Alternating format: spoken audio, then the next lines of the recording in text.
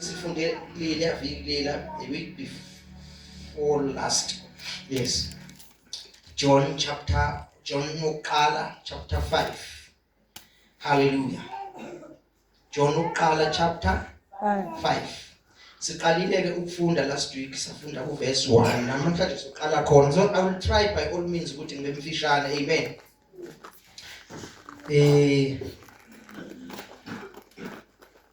Ngizama ukuthi ngibe mfishane. Ifundeka kanjena ke ngiphethe iBhayibheli lesizulu la elingajwayelekile. Amen. Ngithanda ukuthi ngifunde ngalo bese ngiphinde ngifunda nangelinye elijwayelekile lesizulu. Amen. Nalo leli lesizulu ukuthi humusho Elisha elilotshwe kuzanywa ukucorrecta ezinye izinto ukuze sizizwe kangcono. Amen. Mhlawumbe ngiqale ngaleli esilijwayele. Lithi ukukholwa namandla akho okunqoba isihloko leso kuleli lesizulu. Ukukholwa namandla akho okunqoba. Amen. Sesiyafunda. Yilo nalo okholwa ukuthi uJesu unguKristu uzelwe nguNkulunkulu. Nalo othanda ozeleyo uthanda naye ozelwe nguye. Ngalokho siyazi ukuthi siyabathanda abantwana bakaNkulunkulu. Nxa sithanda uNkulunkulu senza imiyalo yakhe. Ngokuba ukuthanda uNkulunkulu yilokhu ukuba sigcine imiyalo yakhe. Nemiyalo yakhe ayinzima ngokuba konke okuzelwe nguNkulunkulu kuyalinqoba izwe. Lokhu kuyinqobo enqobe izwe ukukholwa kwethu. Ngubani onqoba izwe uma kungesiye okholwa ukuthi uJesu uyindodana kaNkulunkulu na? Amen. Ake simila kwesikhashana sokuthi siqhubeke. Amen. Sifunde. Bingelela novusi lapha emuva. Sawubona vusi. Unjani mavusa? Siyabonga nje ukuthi ukhona endleni kaNkulunkulu. Amen. Nabo bonke abanye kade sabagcina abaphakathi kwethu. We value ipresence yakho. Siyavelishwa ukukhona phakathi kwethu. Amen. Ngendlela emangalisayo. Amen. Hallelujah. Siyabonga ukuthi ukhona phakathi kwethu. Siyakuthokozela kakhulu egameni lika Jesu. Amen. Kwesinye isikhathi uma kuzokhulunywa noma kuzoshunyaywa noma nje umuntu ezokhuluma. Amen. Akuvele kukhulume nje ukuthi ngoba phela naye imilomo ikhona. Amen. So bese ngiyakhuluma. Kodwa abantu abaningi they do ukuthi bakhulume ngoba imilomo banayo. Amen. Hallelujah. Kumele ukuthi akhulume. Kodwa kaningi kufanele uma kukhulunywa sikhulume ngoba kunesizathu, kunesidingo sokuthi asikhulume. Futhi uma kukhulunywa kukhulunyelwa ukuthi emva kokukhuluma sekukhulunyiwe akube khona umahluko. Amen. Ngoba amazwi nje mayefika empilweni yomuntu adale umehluko adalwe kanjani. Amen. Ukuthi adalwe kanjani. Ingakho kufanele masikhuluma siqaphele ukuthi esikukhulumayo kuzoba naziphi ithelo egcineni esizoyithokozela ezinhle noma ezingekho right na. Amen. Hallelujah. So before ngikhuluma ngifuna ukusho ukuthi injongo yokukhuluma ngale ndlela esizokhuluma ngayo namhlanje. Amen. Kungukuthi abantu babambelele okholweni lwabo. Amen. Bangayeki. Hallelujah. Ngoba phela akusesithina sodwa esikholwayo esishumayelayo. Amen. Abantu bonke manje bayashumayela. Abantu ba-adopte istyle sabazalwane. Amen. Bathatha sona basebenzisa nabo ukushumayela izinto zabo. Amen. Hallelujah. Now manje uma njoba sishumayela sibaningi, uma wena ungena understanding, ungagxilile, ungazi, kulula ukuthi uzithuke sewulandela noma yini ngoba awunako ukuqonda nolwazi awunalo. Amen. Hallelujah. So sizokhuluma ngalokukholwa kwethu inkosi uJesu Kristu. Amen. Ukuthi sokhuluma kanjani nama ngazi kodwa sizokhuluma. Amen. Malibonge igama lenkosi. So ke ake sifunde elinye futhi iBhayibheli leli ngithe sizolifunda. Uliqhathanise naleli esilifundile. Mhlambe lona uzulizwa kangcono. Lithi ke lona yilowo nalowo okholwa ukuthi uJesu unguKristu. Uzelwe nguNkulunkulu. Nalowo ozelweyo uthanda nomzeleyo. Ngalokho siyazi ukuthi siyabathanda abantwana bakaNkulunkulu nxa sithanda uNkulunkulu. Senza imiyalo yakhe ngokuba ukuthanda uNkulunkulu yilokho ukuba siyigcine imiyalo yakhe futhi imiyalo yakhe ayinzima. Konke okuzelwe nguNkulunkulu kuyalinqoba izwe. Lokhu kuyinqobo. Lokhu kungunqoba okunqobe izwe. Amen.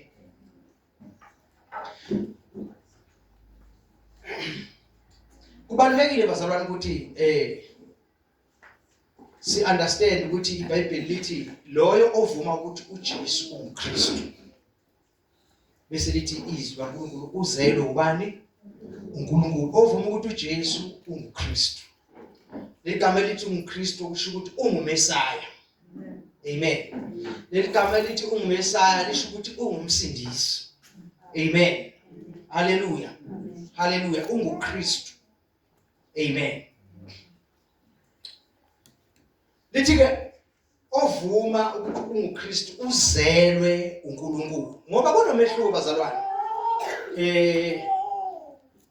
Ukholelwa enkolweni ethize nokuba umKristu. Amen. Because ukuba umKristu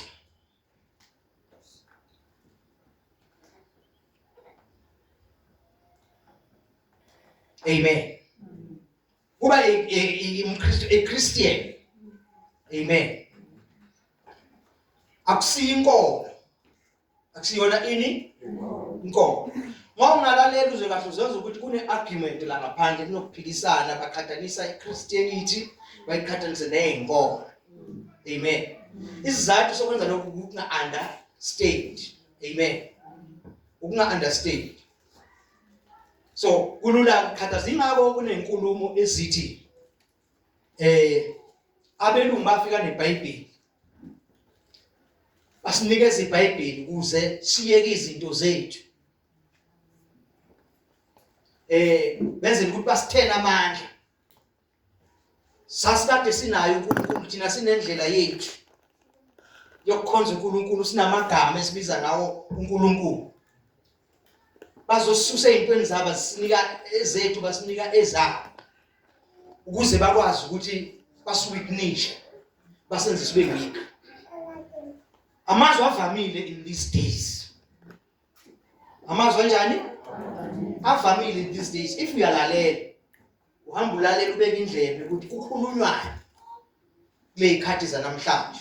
Ngoba kubalulekile njalo ukulalela ukuthi kukhulunywa ini kule ikhathi zanini zanamhlanje. Because ekulaleleni ukuthi kukhulunywa ngani kule ikhathi zanamhlanje. Ikona ofunda kuko ukuthi hlobo luni lesikhathi esiphila kuso. Amen. Siphila kusiphi isikhathi. Amen. Hallelujah. Kuyakusiza egameni likaJesu. Now uchithwa izwi kaNkulunkulu uchithwa iBhayibheli. Kuthiwa leza nabelungu because abaqondi ukuthi iBhayibheli. Futhi la eSouth Africa, more especially la eSouth Africa. More especially we black people. We are so dumb. Amen. Sidom kabi ngoba masikhuluma ngeBhayibheli. Sithi iBhayibheli leza nabelungu. But iBhayibheli alikho eSouth Africa kuphela. Bible is all over the world. All over the world iBhayibheli ngishabelungu. All over basebenzisa lona. Amen. But ngokuncane bengqondo Sasithi iBhayibheli leza la eSouth Africa, alikho South Africa phela. Amen. Futhi iBhayibheli alibhalwa ngabelungu. Amen. Hallelujah. Alibhalwa yini? Abelungu. Igama lenkosi malibonga. Ake siye encwadini just unika noMtimotheo. Ngifuna la elithi khona umoya kaNkuluNkulu yena abantu babeqhutshwa umoya kaNkuluNkulu bebhalizwa uNkulunkulu banomkhumbulayo. Sorry? Timothy chapter 3 ne? Yes. Chapter 3 verse 11 ngiyali. Chapter 3 uqala noma usibili? Uqala. Ngicela nivule bazalwane to save time mina ngingavuli nivule nini. Kubalulekile ukuthi ngidlule kulento. Kubalulekile ukuthi ngidlule kuyo ngoba abantu bahlushwa baliyazo ukungazi. Hallelujah. Amen. Ngicela uma khona setholile avela sifundele.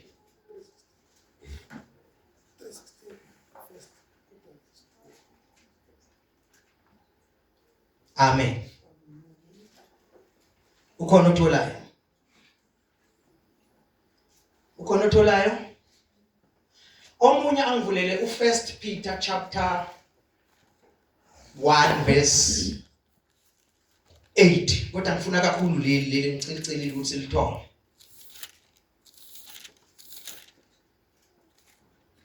Lethi imbali iphefumulelwe ne? Yes. Khona othola yonke imibhalo iphefumulelwe nguNkulunkulu. Yeah. So yonke imibhalo yenze njani? Kumele ukuthi ngidlule kulento. Ukuze uma befika abantu bezokuconvince ngento engekho. Amen. Ukwazi ukubona ukuthi no, angikwazi ukuphikisana nalo muntu. Ukuthi nje ngisuke eduze kwakhe ngoba ukhuluma into engekho. That's right. Qhubeka ke sisi. Ilungele ukufundisa nokusola nokuqondisa. Ilungele ukufundisa nokusola nokuqondisa, right? Qhubeka. Nokuyala ekulungeni ukuze umuntu kaNkulunkulu apheleliselwe yonke imisebenzi emihle. Yebo, qhubeka. Sigcinile. Kodwa khona singakutholanga noma uqaleli day 16 awuqali ku11. Sicela ukuthi sizamshesha. Nokuzingelwa nezinhlupheko ezangehlela. Kuyesozwa ukuthi khona. Nokuzingelwa nezinhlupheko ezangehlela eAntiochia nase-Ikoniyo nase-Listra ukuzingelwa okunje ngakhuthazeka kukho. Kepha inkosi yangikhulula kukho konke. Yebo bonke abathanda ukuhamba ngokumesaba uNkulunkulu kuKristu Jesu bayakuzingelwa. Kepha abantu ababi nabakhohlisi baza kuqhubekela phambili ebubini bedukiswa. Kepha wena yima kulokho okufundile nowaqiniseka kukho, wazi ukuthi ukufunde kobani nokuthi kusukela ebuntwaneni wazi imibhalo engcwele. Wazi imibhalo engcwele. Wazi imibhalo engcwele enamandla okuhlakaniphisa kube insindiso ngokukholwa kuKristu Jesu. Yonke imibhalo iphefumulelwe uNkulunkulu. Yonke imibhalo iphefumulelwe uNkulunkulu, right? Ilungele ukufundisa nokusola nokuqondisa nokuyala ekulungeni. Okay, asiliyekele lapha kodwa akusilo leli ngilifuna. Asifunde 1 Peter chapter 1 verse 8 masinyana. Akekho bevulile. Enimthanda ningambonanga, enithi ningamboni manje nikholwa. Uqale ku 8 ne? Qala ku 7 izozwakala kahle. Ukuze ukuvivinywa kokukholwa kwenu Qala ku 6. enithokoza ngakho, Awuqala ku 5. nina enilondolozwa ngamandla kaNkulunkulu, sibe nefa elingapheliyo. Qala ku 3. Makabongwe uNkulunkulu uyise wenkosi yethu Jesu Kristu, Awuzwale? owabuye wasizala kabusha ngokwesihawu sakhe Yeah. esikhulu ukuba sibe nethemba eliphilileyo ngokuvuka kukaJesu Kristu kwabafileyo, sibe nefa elingapheliyo. Yeah. nelinganasisihla nelingabuniyo eniligcinelwe ezulwini. Nina enilondolozwa ngamandla kaNkulunkulu ngokukholwa ukuba nibe nokusindiswa okulungisele ukwambulwa ngesikhathi sokugcina enithokoza ngakho, nokuba manje ngesikhashana uma kudingeka nidabukiswa ngezilingo eziyinhlobonhlobo, ukuze ukuvivinywa kokukholwa kwenu okuyigugu kunegolide elibhubhayo noma udwebele njalo ukukholwa kwenu okuyigugu kunani kunegolide ngifuna ukuthi uzwe ukuthi lokukholwa kwethu kuthiwa kunjani. Qhubeka. elibhubhayo noma livivinywa ngomlilo kufunyanwa ukuba ngokubongwa nodumo nokutuseka ekwambulweni kukaJesu Kristu enimthanda ningambonanga Uthi bani simthanda singambonanga? uJesu, Jesu Kristu. Qhubeka. enithi ningamboni manje nikholwa nguye, nithokoza ngentokozo engakhulumekiyo netusekayo. Amen. Ugcine verse ba? Kuverse 8. Verse 8. Yebo. Aqhubeka. Namukela isigcino sokukholwa kwenu esiyinsindiso yemphefumulo. Ngayo leyo nsindiso babefunisisa, bephenyisisa abaprofeti. Ngayo leyo nsindiso. Angithi namhlanje ugxeka insindiso ne? Lithi iBhayibheli ngayo le nsindiso esasilotshelwe ngayo bephenyisisa abaprofeti. Right? Qhubeka. Ababeprofetha ngomusa obuza kuza kunini. Ababeprofetha ngomusa ubuza qhubeka. Bephenya ukuthi isiphi nokuba sinjani isikhathi asikhombayo umoya kaKristu wayekubo. Efakaza ngaphambili ngezinhlupheko eziqondene noKristu nangenkazimulo eyakulandela zona. Abambulelwe ukuba bangazikhonzi bona, kepha nina ngalezo zinto enishunyayezwa zona manje ngabanishumayeza ivangeli ngomoya ongcwele othunywe evela ezulwini. Yeah, okay, siyabonga hlala phansi. Angifuni ukukhuluma ngathi ngiyashumayela, ngifuna ukukhuluma ngathi ngiyakhuluma. Amen. Ukuze sikwazi ukunderstand. Sila ekuthenini Christianity is not a religion. Amen. Hallelujah. Christianity is not a religion. So ngamanye amagama lokho kukutshela ukuthini? Kukutshela ukuthi uma umKristu, amen, seqala agwisho, seqala kuphikiswana, awungeni wena la. Amen. Kodwa awuzungena kuphela uma understand ukuthi Christianity is not a religion. They are comparing two things that are incomparable. Bakhathanisa izinto ezingaqhathaniseki. Amen. Why is it Christianity is not a religion? It's not a religion because uNkulunkulu uma eletha uJesu emhlabeni, lo lithi iBhayibheli uma ukholwa ukuthi ungumesiya ukusela uNkulunkulu. Wena uNkulunkulu senze njani? So, amanye amagama, Christianity is not a religion but it's the relationship. That's right. Between man and God. It's a relationship. That's why kubalulekile ukuthi sizalwe kuqala. Sizalwe kuqala sibe nomhlobo bukaBaba. Nabantwana. Amen. Hallelujah. Hallelujah. But in religion is indlela zabantu befuna uNkulunkulu. Amen. Hallelujah. Thina uNkulunkulu asimfuni kodwa uNkulunkulu ungubaba wethu. Ngoba usizele. Amen. Hallelujah. Usizele singabantwana kuye.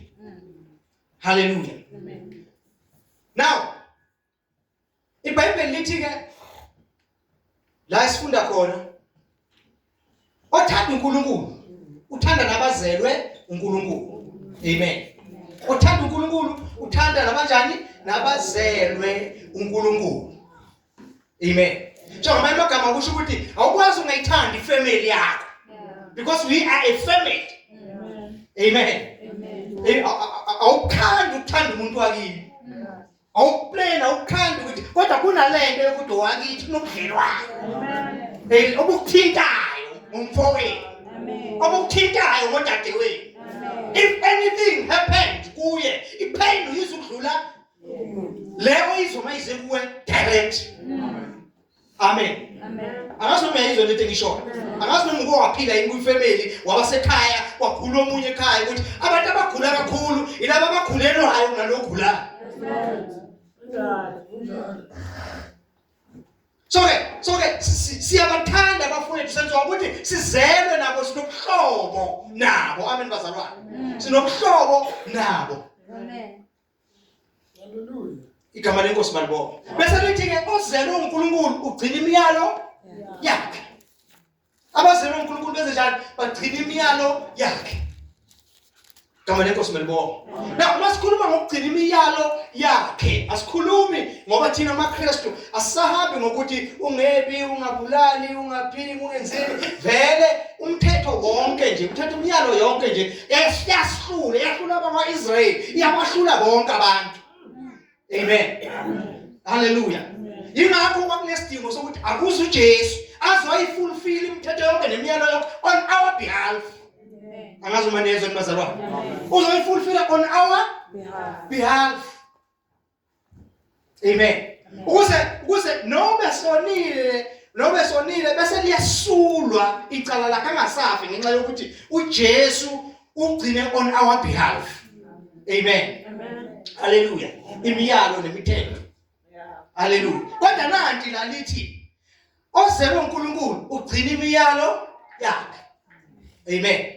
Now imiyalo kaNkulunkulu iphelele yonke kumiyalo wodwa. Amen. Iphelele yonke kumiyalo njani? Owodwa. Imuphi lo myalo na ukuthanda? Amen. Umyalo wenza njani? Ukuthanda. Ngelilanga kwafika umuntu wabuza kuJesu. Wathi mfundisi, singenza njani kuba sidle ifa lombuso kaNkulunkulu? Asazi ngowayibuza kanjalo yini. Wathi lo kuze singene embusweni kaNkulunkulu, wathi lo uthini umthetho? Ufunda kanjani umthetho? Ngoba lo muntu wayebuza waye umHebheru noma umJuda ngokuzala. Amen. Uthi ufunda kanjani uthini umthetho? Uthi umthetho uthi wothanda inkosi uNkulunkulu wakho nenhliziyo yakho yonke, nangengqondo yakho yonke, nangomphefumulo wakho, nangamandla akho onke. Amen. Uthi Jesu wasibili uthi wasibili wothanda nomakhelwane wakho njengalokhu uzithanda wena. Athi Jesu uphendule kahle ngoba kunemithetho emibili, kubambelela umthetho wonke nabaprofeti. Amen.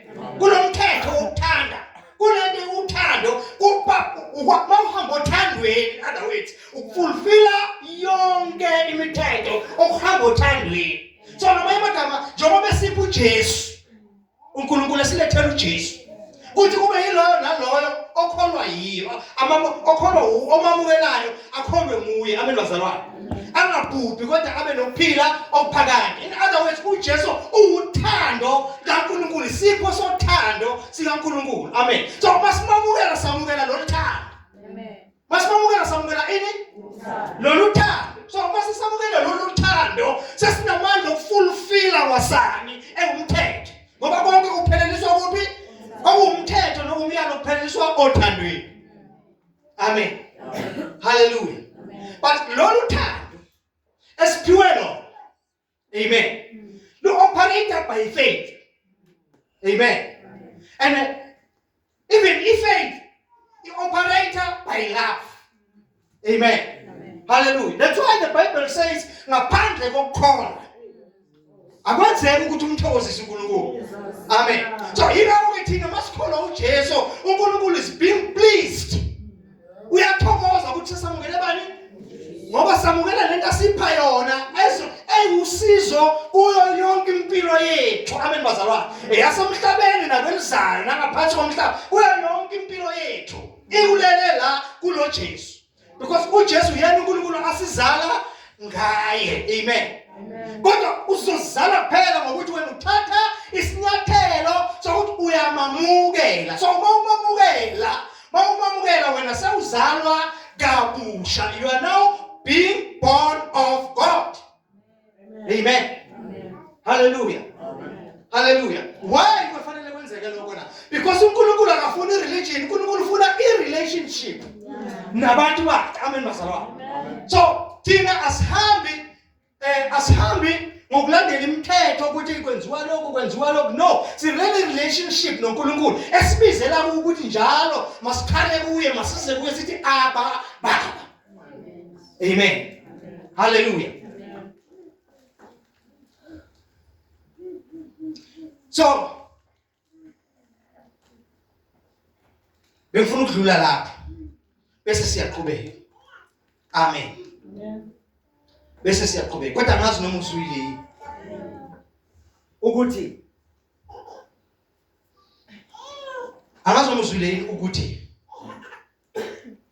uma kuJesu uma umchitha uJesu ungayingeni indaba kaJesu amen bazalwane haleluya ayikho enye indlela uNkulunkulu ayimisile yokuthi wazane naye ayikho enye indlela uNkulunkulu ayimisile yokuphila ukuphila okuchithinayo amen uma ufika kaJesu uthola life in its fullest uthola ukuphila okuphelele amen bazalwane ukuphila okuvunywa uNkulunkulu mawufika kuJesu uyalungisiswa inkolo ayikho inkolo ikwazi umuntu amen that's why bonke abantu abasenkolweni abanayo indlela yokuthi bazolunga kanjani amen because akekho umuntu onendlela yokuzilungisa and your part cannot change his spots amen hallelujah ngeke washintsha amabalayo so uNkulunkulu kuphela owazi ukuthi umuntu ulungisiswa kanjani umuntu ulungisiswa ngokukholwa uJesu amen haleluya bese uba nobudlelwano noNkulunkulu uba nobudlelwano bukaBaba nomntwana amen haleluya so ulapho umehluko phakathi kwenkolo nani neChristianity ngamanye amagama asikwazi ukubanga asikwazi ukudebate labantu bereligion must ne understanding amen bazalwane asikwazi ukuhlala sifanalele besitshela ngobuhle benkolo noma ngabe hlobo luni lwenkolo uyazi ukuthi inkolo iqale kuphi siqale neday umuntu edla la uNkulunkulu amnqabele khona ukuthi angadli emthini amen mase bedlile baqala basibona behambaze uma beqala nje bebona ukubuze babo bayibona ukuthi asigqokile because they were being covered ngenkazimulo bebembethe iglory efihla ubuze babo amen but the moment beqala bona inkazimulo yasuka kubona ini inkazimulo la inkazimulo ubuhlobo obukhona phakathi komuntu noNkulunkulu idenza umuntu noNkulunkulu bahloba amen basalwa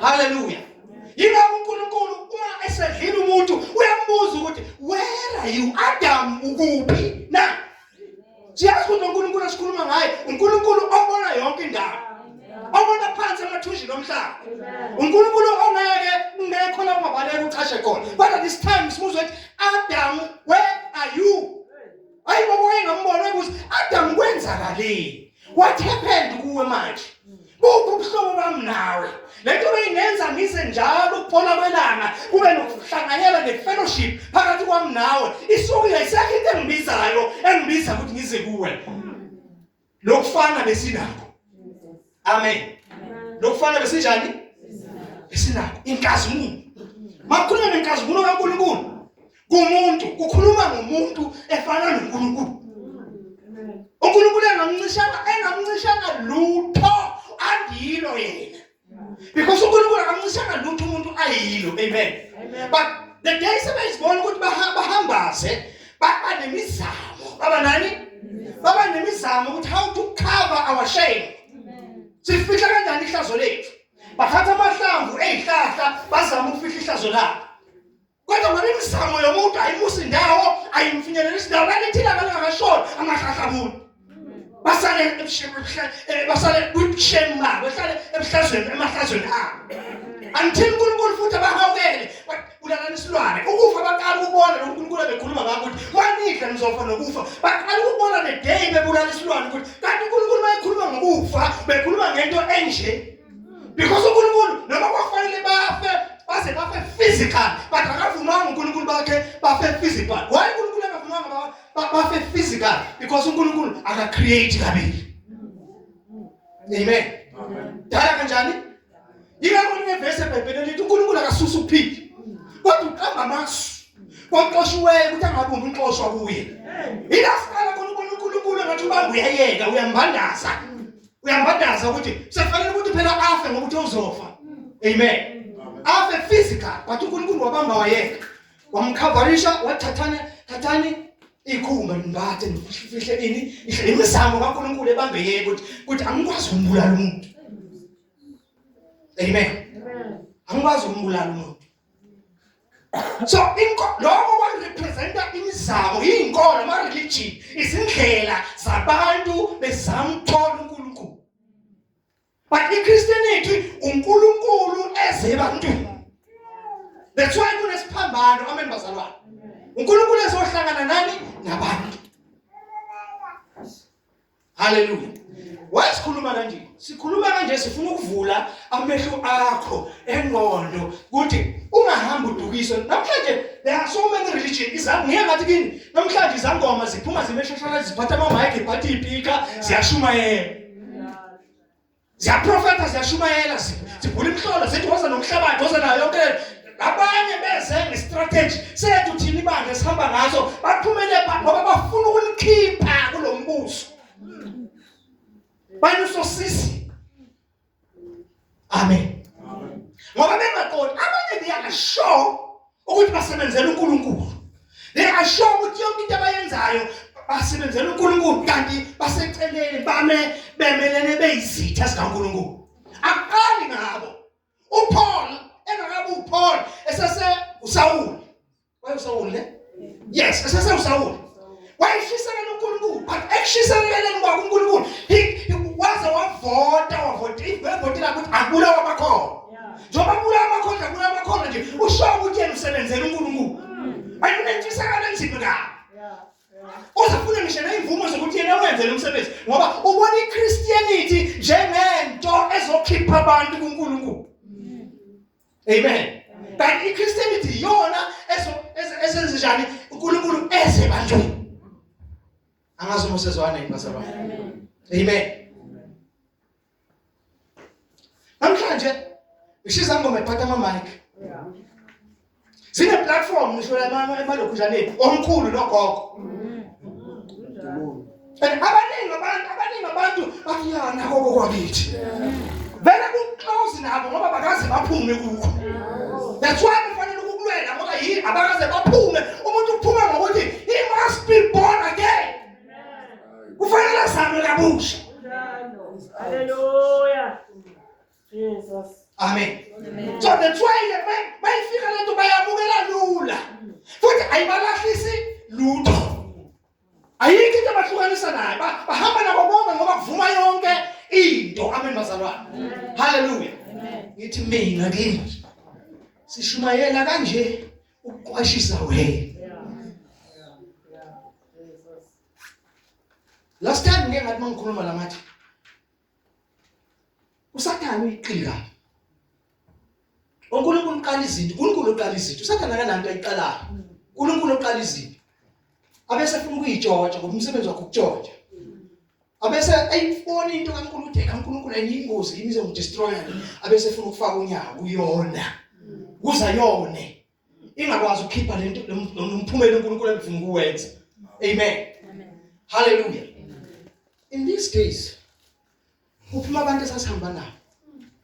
Kuphuma abantu esakholwa ngabo beshumayela uJesu. Namhlanje they are speaking against izwi lenkosi. Namhlanje they are speaking against uJesu. Namhlanje bayahlambalaza uJesu. Abantu ababemshumayela. Amen. Njengoba ngabe esiphikwa abantu ababemshumayela siba behlonishwa. Buyini ke mina nawe? Bese yini ke thina sobabili? Amen. Hallelujah. Because uma befika abantu nawo bathola kanjani? Abanye abantu abezi ngoba bethanda uNkulunkulu. Abenza izinto zabo ngoba bethanda uNkulunkulu. Kodwa benza umsebenzi kaNkulunkulu ngoba bebona amathuba. Bebona amathuba. Abese bayabuka ukuthi benza kanjani abazalwane. Ba imitate yonke into. Abese uyaqala naye aqala into yakhe. Kodwa kulento yakhe akayiqali ngoba ne-understanding ayazi amandla ayazi ukuthi injongo ipurpose kaNkulunkulu.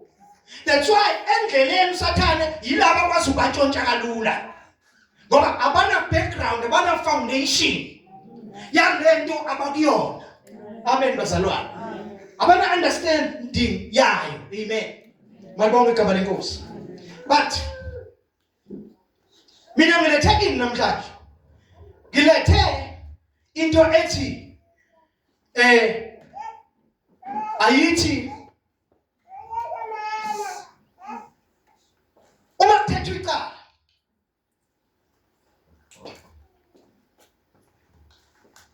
icala lithethwa ngofakazi.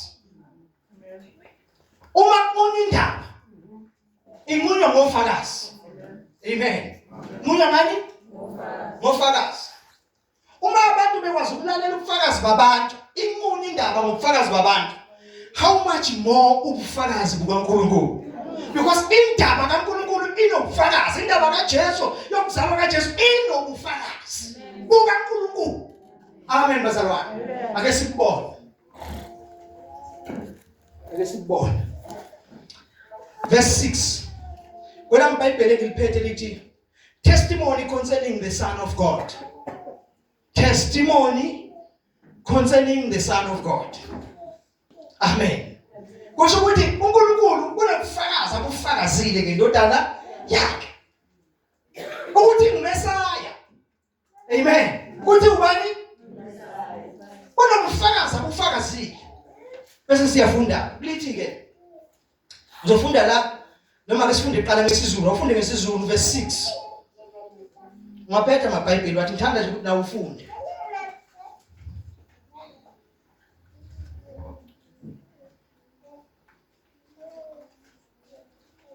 Kanti livule iphi nini? Anivulanga khona. Anivulanga kulolu daba esikhuluma ngalo. Yazibona ngizonidukisa kalula nina ngoba amaBhayibheli novula. Ngizokhuluma noma yini engiyithandayo. Nithathe nihambe niyokhuluma amahlathi ngaphandle. Because uma kukhulunywa kufundwa kukhulunywa fanele ubone zinjalo lezo zinto ezikhulunywa umuntu okhulumayo ngokuthi nawe uphethe iBhayibheli lakho. Makufunda uyafunda. Mayephethe umuntu okhulumayo engasasho lokho kufundiwe ukwazi ukubona ukuthi hayi ngathi uyaphambuka la. Amen. A good student esinjalo. Esihlolayo into enjani? Esifundiswayo ukuthi injengoba eyisho yini umuntu. Amen. Right, verse 6 uthi nguye lo ozelwe ngamanzi nangegazi. uJesu Kristu kungemanzi kodwa ngamanzi nangegazi nomoya. Lingegazi nqale phansi. Nguye lo oweza ngamanzi nangegazi, uJesu Kristu. Uye lo bazalwane weze njani? Weze njani? Weza ngani? Weza ngani? Nangani? Lithi ubani loyo? Lithi kungemanzi kodwa ngamanzi nangegazi nomoya ungofakazayo ngokuba umoya uyiqiniso. Bathatha abafakazelanayo la ukuthi uJesu indodana kaNkulunkulu, ukuthi uJesu uzelwe uNkulunkulu. Amen. Bathatha abafakazelanayo. Lithi amanzi, igazi nomoya. Amen. Hallelujah. Nabo kaNkulunkulu ufakazi ukuthi umpela uzelwe ubani? Angazi-ke bazalwane. I've never been ngibe la kuzalwa khona umuntu. Amen. Angazi ngibe la kuzalwa khona kodwa ngayengezwa ngandlebeni ukuthi makuzalwa umuntu phuma amanzi, phuma igazi. Amen. Hallelujah. Hallelujah. Kube nomoya ofakazayo. Umntwana masekhala nomoya ophilayo. Amen. Ukuthi umntwana nami sezelwe unjani? Uyaphila. So noNkulunkulu uyafakaza. Amen. Bathatha abafakazelanayo. Amanzi, igazi, umoya. Amanzi eBhayibhelini amele arepresenta izwi kaNkulunkulu. Amen. Hallelujah. So izwi kaNkulunkulu elisitshela ukuthi uNkulunkulu uJesu uzelwe uNkulunkulu. Amen. Hallelujah. Angiphindisele emuva. Last time sike safunda la ukuthi abantu babefunga bafunga umdala kunayo. Amen. Bese lithi ngoba kuba abantu isifungo siyaqeda konke ukuphikisana. Isifungo siyaqeda konke ukwenza njani? Ukuphikisana. Angithi bazalwane? Bese lithi kodwa uNkulunkulu efuna ukubonisa izindlalifa zakhe, ukwethembeka kwecebo lakhe. Lithi wafunga ngezinto ezimbili. Amen. Wafunga ngezinto ezindaki? Okuyizwi lakhe negama lakhe. Amen. Okuyizwi lakhe bazalwane nani? Angithi lithi uNkulunkulu akasiyo umuntu kuthi aqamba amanga. Akasiyo nendodana yomuntu kuthi aphenduke kwakushiya. Amen. Haleluya. Sitshela ukuthi uNkulunkulu akayikhulume into injalo. Amen. Haleluya. So izwi laNkulunkulu lithi kwesisikhathi lithi uNkulunkulu he exalted his word above himself. Amen. He exalted, he uphakamise izwi lakhe ngaphezu kwakhe. Amen. Kwenye ndawo iBhayibheli lithi uNkulunkulu uthi kuyodlula izulu udlula umhlaba kodwa amazwi akhe amile kuze bephakathi. Kusho ukuthi singawathemba, singathembisa uNkulunkulu ufakazi okungephikiswa.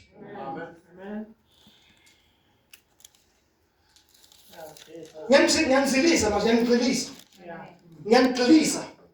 Ngikufaka ngempande kule nto yokhela lolu kholo kaJesu ukuthi ukholo ngifaka ngempande ukuthi uzike ugxile.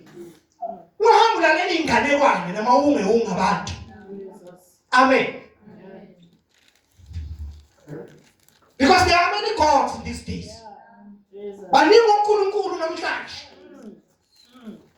Abanye bayavuswa bayamiswa. Navusa kuyevuselene nabadala. Baningi uNkulunkulu, so you must know ukuthi wena nalo uNkulunkulu waseBhayibhelini niqhumana kanjani, nihlangana kanjani. Wazi ukuthi lo uNkulunkulu onobudlelwano, one relationship engasoze yaphinde yaphela. Engasoze yaphinde yenze njani? Mina ngokwaZulu. Amen. Ngizalwa kwaZulu. Ngizalwa uDuli. Umsolo. It will never change. Ngeke change ngelilanga ukuthi ngizalwa ubani. Ngeke change ukuthi ngizalwa ubani. So uNkulunkulu wayethu ukuzela. Ukuze mawumele uJesu ukuzele, it will never change again. Amen. Usukuthini ngalokho? Ngisho ukuthi ungahlala kulo uNkulunkulu akakulahla akakushiya. So nawe ufunda into eyodwa ukuthi ungamshiyi ungamlahli noma abantu sebetshela ukuthi udukile. Hey, lo uNkulunkulu ngahlala kuye akalahlana akashiyani. Akaflethelani. Hallelujah. Jesus. Yeah.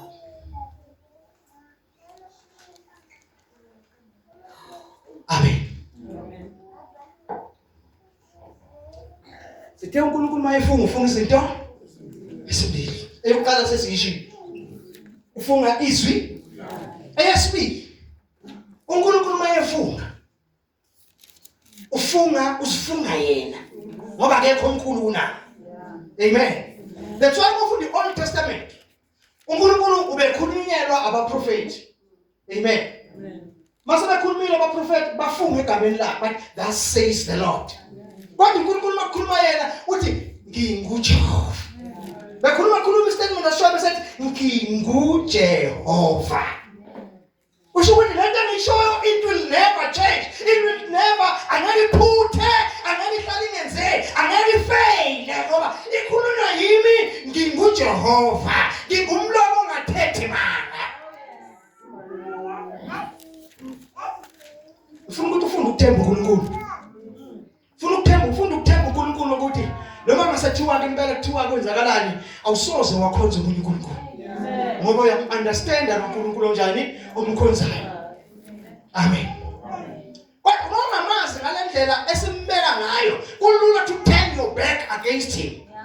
Kulula ukuthi sasa umflaphele. Kulula ukuthi kusasa sikuze sokhuluma another language. Sikuze sovumelana nabanye abantu. Kodwa kwakhuluma ngalo uNkulunkulu. Lo uNkulunkulu esinayo bazalwane, uNkulunkulu ngeke asahlukane nathi noma kanjalo because he has a covenant with us. Unesivumelwano na makuthiwa uNkulunkulu khona into ayigcinayo isivumelwano. Yeah, Jesus. Sinesivumelwano naye. Ngamanye amagama kusho ukuthini ukuthi sinesivumelwano naye? Kusho ukuthi okwethu kungokwakhe, okwakhe kungokwethu. Amen bazalwane. Asihlukaniseki nalo uNkulunkulu. Yingakho uDavide mayefike umfana omncane, efika impi yakwa-Israyeli, ikholodela uGoliathi, eyikholodela athi khiphani umuntu. Kubani umuntu angizolwa naye. Yeah. Mayefika uDavide uthi ubani lo muntu? Ongasokile. Othuka impi kaJehova. Why understand ukuthi uIsrael unesivumelwano noNkulunkulu? Why understand ukuthi bona banesivumelwano covenant noNkulunkulu? So yonke into abayenza, akayenza yedwa, yenza uNkulunkulu engahoyi. uNkulunkulu engahoyi. Bani ungamelana nawe? uNkulunkulu engakuwe. Kufanele ukulwela ukuthi lo Nkulunkulu masuma understand ukuthi une relationship naye, nokudlelana naye, ungubaba kuwe. Ukulwela ukuthi akukho lokho ozokubonisa naye. Amen. Bakhona uNkulunkulu. Yes. Bakubakela umntana imbandela. Babekela ini? Abekela imbandela. Bayakwata. Bayathukuthela. Banolala. Bayaflathela. Nazi ukuthi uNkulunkulu akamshiyi umuntu. Abenze uNkulunkulu ashiya umuntu. Abantu abashiya uNkulunkulu. Yingakho baphenduka abantu babo. Umuntu ofanele aphenduka hayi uNkulunkulu. Ngoba uNkulunkulu yena akamshiyi umuntu. Yingakho abantu bababizwa ngami baphenduke ezenzweni zabo ezimbi ngoba uNkulunkulu ume la ekade vele bekhona. Wasuka wena. Wena wenza izinto uNkulunkulu angayidingi. Wayikhipha wena in his presence. Amen. Hallelujah. Bazalwane, wena masisakhonza uNkulunkulu, simkhonza ngoba sifuna izinto zakhe. Masamkhonza ngoba sifuna impumelelo yakhe. Simkhonza ngoba siyamunderstand, siyabazi. Amen. Simkhonza ngoba si-understand ukuthi akekho omunye uNkulunkulu. Yeah, Jesus. Yeah. Hallelujah. Asikwazi ukusuka wena noma sekuthiwa asithole lutho njengamanje, ayikho into esiyithola sizosuka kuye siphi. Basuka kuye kusuka kusiso yakhe ngoba manje zokuphila akuwe. Jesus. Yeah. Zoyaphi? Takushiwa abantu shiwa phendukele bonke abantu kwathi uNkulunkulu wena akaphendukeli. Labo bantu bonke ngelinye bazobuya bazoguqa phambi kwakhe. Abaguqa kuwe, baguqa kuNkulunkulu. Jesus. Yeah. Fanele basebebuya bezoguqa kuwe bekuvuma bese batshela ukuthi khona uNkulunkulu fanele uguqe kuye yini. Khona uNkulunkulu fanele enze njani? Guqa kuye. Abantu bayadluliswa, abantu babebona ngabani uNkulunkulu. Abantu bayakhothama phambi kwakho kodwa uyabadlulisa wena. Ubatshela uNkulunkulu uma ungabadlulisi suthatha udumo noma kufanele. Yeah.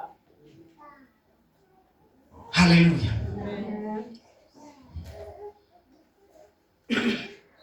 So sinobufakazi. uNkulunkulu unobufakazi. Asinikeze bona ngendodana yakhe. Bathatha abafakazelana. Umoya, igazi, amanzi. Ukuthi uyindoda kuzelwe uNkulunkulu. Nowadays ngizwe umfundisi ohloniphekile sesibuye manje umfundisi seyinkosi. He's a king now. Uphikisa kwasani. Ayeyishumayela before. Ngizwela labantu abatshela lezi ayitshela zona. Ngoba usephikise lezi ayeyishumayela dala bathemba kanjani nani zakhe ezikuyiphendukela ngelinye ilanga. Umuntu oguquguqukayo oshintshayo umthemba kanjani? Ngoba nawe uyoguqukela ngelinye ilanga.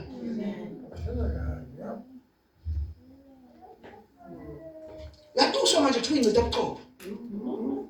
Kuthiwa yini? Ujabula udumo lwabantu. Athi abantu abangakaboni ukuthi le ndaba kaJesu ayikho. Namhlanje abantu baphumela abantu abangakaboni. Ukhona umuntu ebengumphela ku social media uthi uma usakholwa uJesu bekusandla esifubeni bese uthi mina ngisiphukuphuku. Uthi hayi kahle nje uthi uma usakholwa iBhayibheli beka isandla esifubeni bese uthi mina ngisibubulo. Amina nakangilaleli nina abantu babekhuluma ukuthi umuphi umoya okhona ufikile manje umoya kaMphiko uKristu.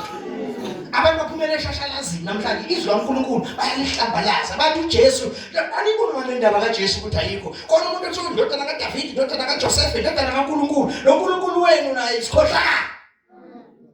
Nakhuluma ngabantu ababeshumayela basho njani nowadays. We tell the reason ukuthi why ngikhuluma ngale nto engikhuluma ngayo because I want ukuthi ngiqwashise wena.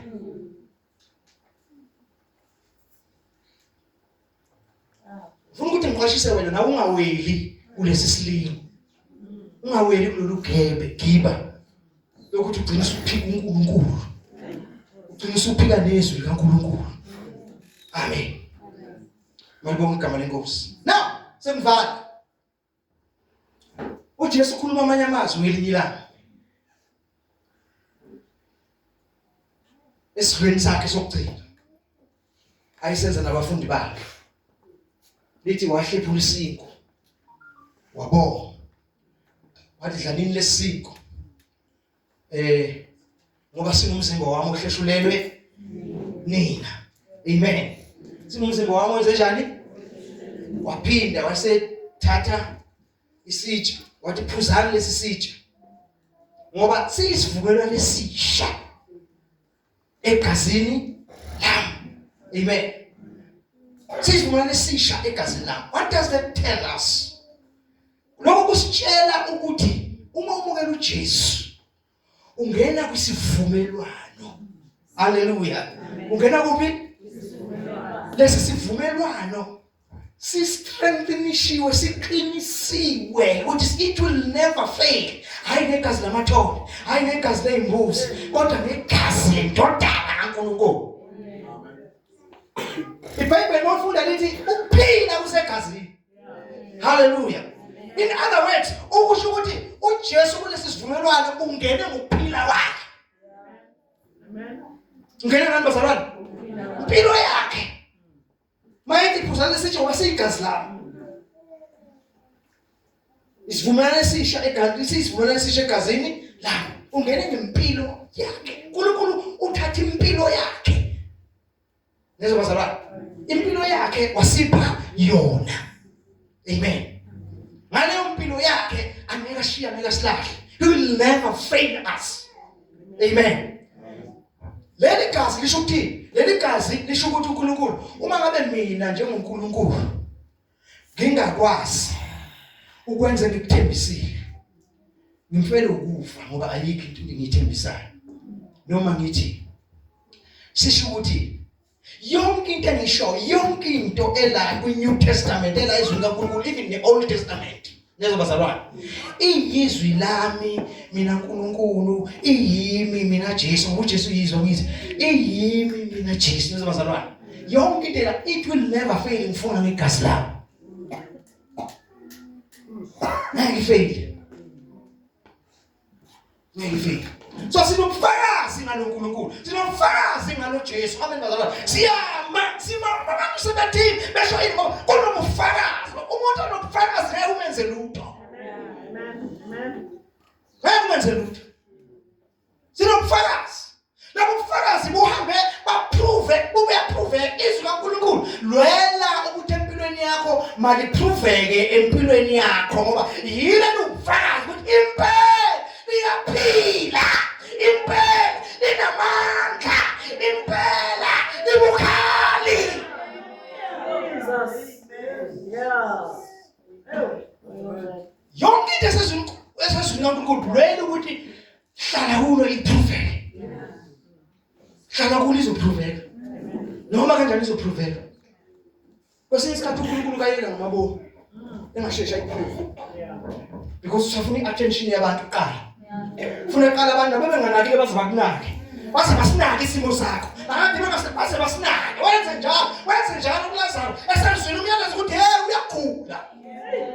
Wasenzweni umyalezo ukuthi bathumela kuye ngoba bemthemba. Bathi Nkosi, lamthanda kakhulu uyagula. Amen. Wabuya uJesu. Angivali. Wabuya uJesu wathi kubafundi bakhe uLazaro uyagula. Asambeni. Siyamvusa. Bathi abafundi bakhe Rabi, uyakhumbula ukuthi lapha basanda kufuna ukukhandana manje. Yeah. Uyakhumbula basanda kufuna ukukhandana manje. Amen. Wayesephinde ethi kubo, lokugula kaLazaro akusikho ukufa. Kodwa okuyinkazimulo kaNkulunkulu. Kodwa isimo sokuhlale kuso umntaka baba hayi ngoNkulunkulu ekulahlile. uNkulunkulu ufana uhlale kuwo abantu bakhulume basho yonke into base baconclude basho yonke into baqede. Abantu baqede babone ngisho nomngcwabo wakho. Bakhulume nawo. Athule uNkulunkulu. Yeah. Jesus. Athule. Ufuna bakhulume baqede. Bonke nokunganakilazana-ke abese yasondela. Abasasendela uNkulunkulu athi ukholwa yimi noma FUP. Ukholwa yimi asoze afa naphakathi. Amen. Uphile. Asifela abanye abantu abangaphili kuzo. Hayi ngoba ungcono. uNkulunkulu efuna ukuyitholela udumo. Ngesimo sakho. Efuna ukuyitholela udumo ngesimo sakho. There is time semvala. Ngakugula mina. There is time la ngakugula khona. Ngakugula man. Bathi ngiyamthanda uNkulunkulu ngoba lithi iBhayibheli inkosi